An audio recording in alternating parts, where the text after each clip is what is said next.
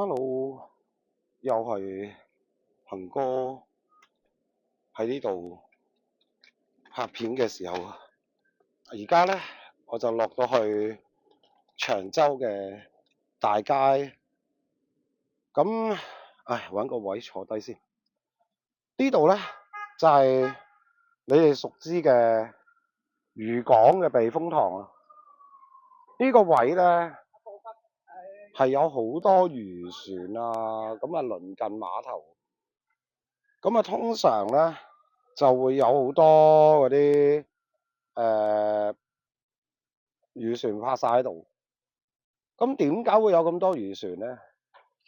係因為以前長洲呢個位置呢，就係屬於一啲漁港嚟，即係一啲賣魚為主嘅地方，捕魚嘅地方。咁時代發展，咁而家成個長洲呢，就有好多除咗漁船啊，捕魚嘅艇仔啊，咁而家又有埋啲陸地上嘅店鋪啦，又有街市啦。咁我遠望過去呢，就會有圖書館。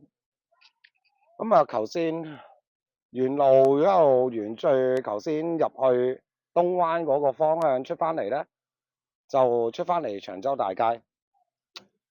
咁而家我哋行下街先。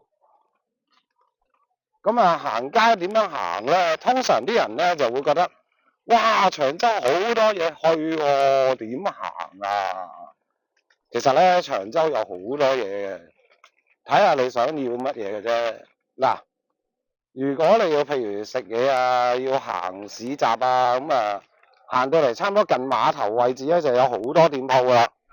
嗱，呢個係碼頭，呢個就係長洲嗰個碼頭啦。咁跟住我頭先而家行緊呢個方向呢，就係行緊去茶餐廳啊、麵鋪啊、麵包鋪啊、餅店啊，或者行啲市集嘅位置。不過而家有多啲市集係未開門。咁附近亦都會有一啲叫做度假屋嘅攤檔啦，但係而家佢哋係未開檔住嘅。咁有啲你會見到有啲度假屋嘅攤檔係會開，即係擺晒喺個路邊嗰度，即係揾生意。咁嗰啲度假屋咧，通常咧就係喺長洲遍佈角落都有嘅，你幾乎會見到嘅。咁有啲攤檔咧，有啲買帽嘅地方喎，即係如果你驚曬嘅就買頂帽，咁又隨時都揾到間鋪頭嘅。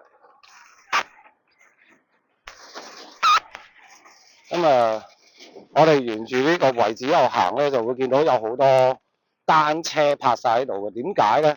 因為呢度咧大部分除咗有電動車啊，有嗰啲機車載貨嗰啲機車之外咧，大部分呢度長洲啲居民嘅主要交通工具咧就係單車，一係就步行。咁通常就係咁。咁所以你會見到成街基本上咧單車咧個數目係會多不勝數。咁而家沿住呢個方向，我哋會見到個碼頭，呢隻就係頭先我哋搭嗰隻船嘅其中一款嚟嘅。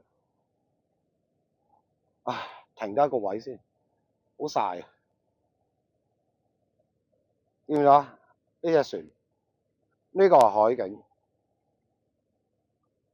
呢個方向。